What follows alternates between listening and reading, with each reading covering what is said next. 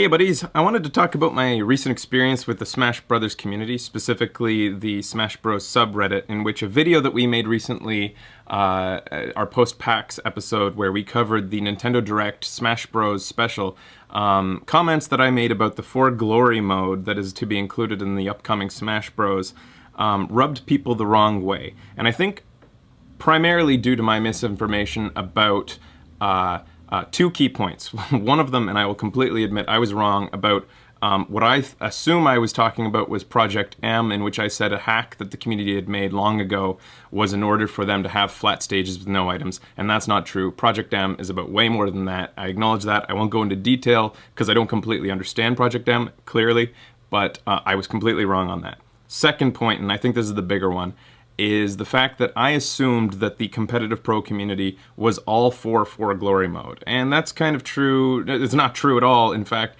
but I mean, they aren't 100% for it. And I just made this assumption based on a previous video I had made where it seemed that people were vehemently defending For Glory mode as though it were exactly what the competitive scene wanted. And it definitely isn't. I'll go into that detail later on, but first I wanted to cover the passion of the Smash Brothers community. Passion can, I would almost call it patriotism. They're very defensive and sensitive.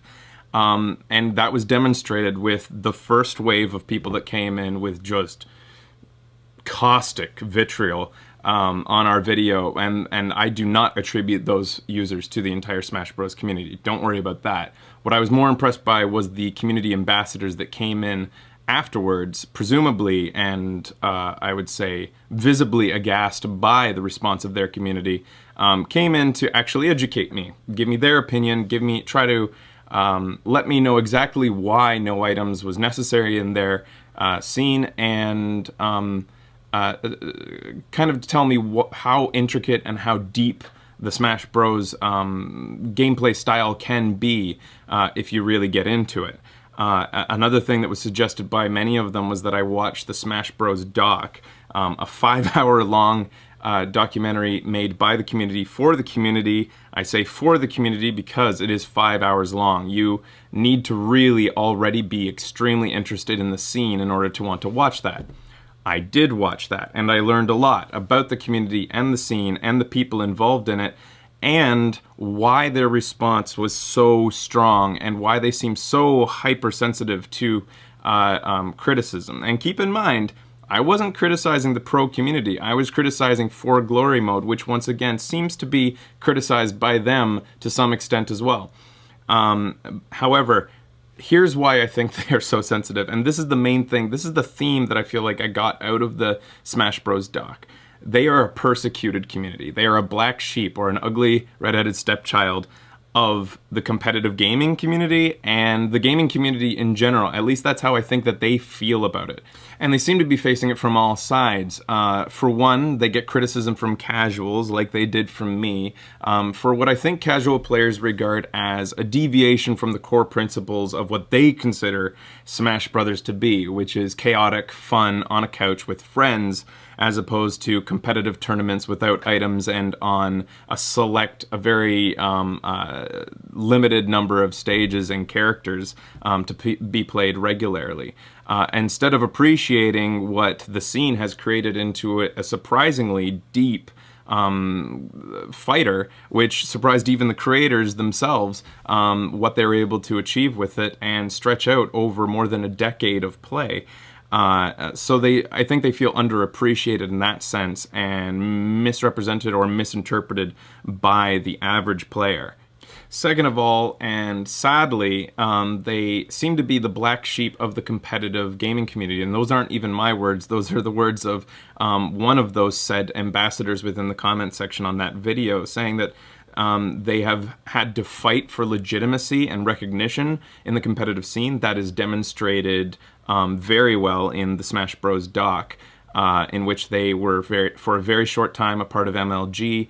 After that, they had to fight to remain with the EVO scene, and they may even have to continue to fight to be a part of that scene as time goes on. And they feel that, and they see that, and feel very strongly about it. And I think that they regard every criticism towards the Smash Bros. Competitive community as one that is just one more stepping stone or hurdle to get across to be taken seriously. And then, perhaps worst of all, they seem to be at odds with the creator of Smash himself, Masahiro Sakurai, who hasn't exactly embraced the competitive scene. Smash Bros. Melee was seen as sort of a deviation from what made Brawl great. In addition to that, he has said things like he wants Smash Bros. To be a game in which everybody could win. And I think this is the main reason why For Glory is seen as a great thing by the community, because they were thrown a bone, so to speak, by Sakurai. And I think that an analogy that I used for it was like having movie night in your school and the movie is Willow. You're not exactly excited, but you're certainly going to take the opportunity to skip math class. A better analogy was made by one of the Smash Bros. Community who said, it's more like receiving $5 for your birthday from a relative who you haven't heard from in 15 years. $5 is not great, but at least they remembered. I guess that's why For Glory seems to be a step in the right direction, and I think that a lot of them are hoping that something will grow out of For Glory mode by the time it's released, or at least an update down the road, that will allow them to have more than just Final Destination, a flat playing surface within online competitive play. And then on top of all of that, they're recently smacked with a big fuck you from Nintendo themselves.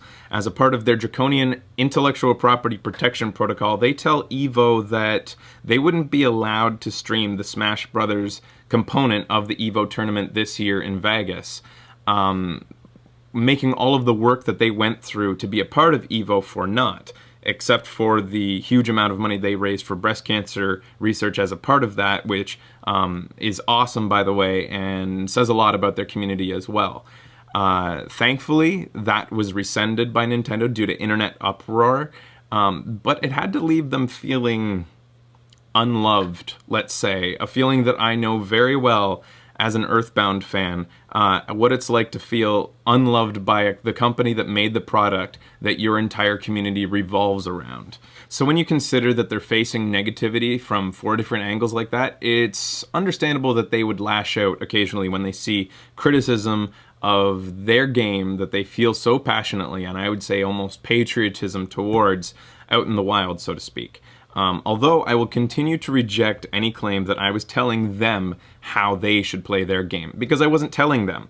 I was telling my audience, as a casual outside observer of the competitive scene, how I think that I would be more interested in watching them play competitively. And I wasn't going to them to go tell them how to play. I was saying it within our forum on our show, and I think that there was a misunderstanding about the context of Video Games Awesome and what kind of show it is, where it is a very casual, sometimes misinformed, but off-the-cuff, candid opinions and thoughts expressed, half-baked opinions, let's call them sometimes even drunken ones, where they took that very seriously, and I think that they should not have quite taken us seriously at all. I know that our audience doesn't. Having said all that, have I changed my opinion on the inclusion of random chance and items within competitive Smash play?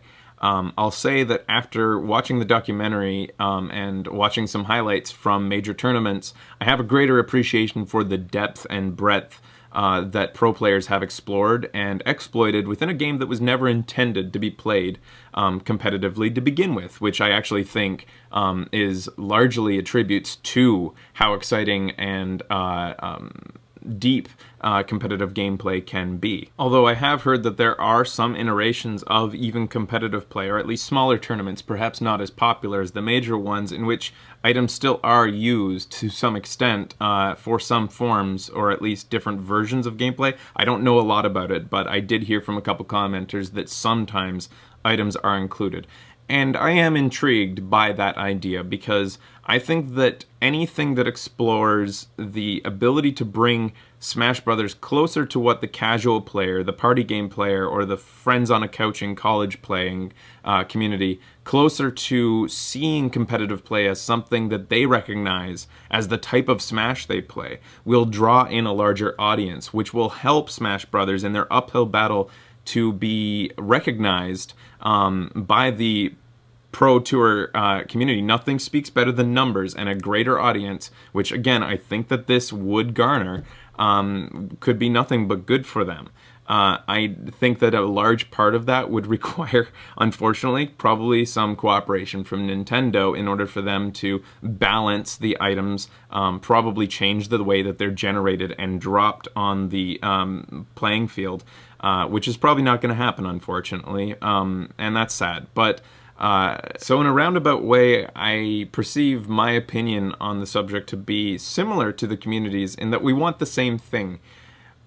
I want the popularity of Smash Brothers within the competitive scene. I think more than any other game within a tournament like EVO, I want to see Smash Brothers become a really big thing because, again, I perceive Smash Brothers to be the closest thing to what I could ever play in a pro setting. I never could, especially with Carpal Tunnel, but it's the most me-like game that there is among that entire tour. You know, the Street Fighters and the Marvel vs. Capcoms aren't even close to something I think that I could ever start to get into. And I still, again, don't think I could ever start to compete with any of the Smash Brothers competitive players. But it's the perception that I could. It's the idea that, hey, that's Smash Bros. And I think that they're going to continue to have to fight the perception that they are the boring players because they don't use items, because they only use certain stages.